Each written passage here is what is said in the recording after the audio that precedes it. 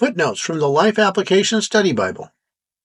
The period of the Gentiles began with Babylon's destruction of Jerusalem in 586 BC and the exile of the Jewish people. Israel was no longer an independent nation, but was under the control of Gentile rulers. In Jesus' day, Israel was governed by the Roman Empire, and a Roman general would end up destroying the city in AD 70. Jesus was saying that the domination of God's people by his enemies would continue until God decided to end it.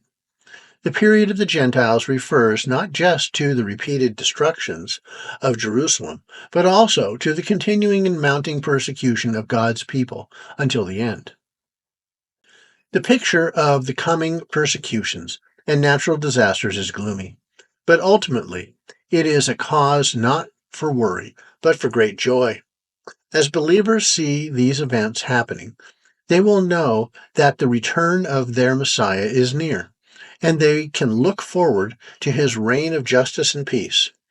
Rather than being terrified by what is happening in our world, we should confidently await Jesus' return to bring justice and restoration to his people.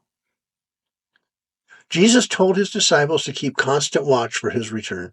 Although 2,000 years have passed since he spoke those words, their truth remains. Jesus is coming again, and we need to watch and be spiritually fit. This means working faithfully at the task God has given us. Don't let your mind and spirit be dulled by careless living or the foolish pursuit of pleasure. Don't let the cares of this life weigh you down. Be ready to move at God's command. Only days after telling the disciples to pray that they might escape persecution, Jesus himself asked the Father to spare him the agonies of the cross, if that was his will. It is not normal to want to suffer, but as Jesus' followers, we must be willing to suffer, if by doing so, we can help build God's kingdom.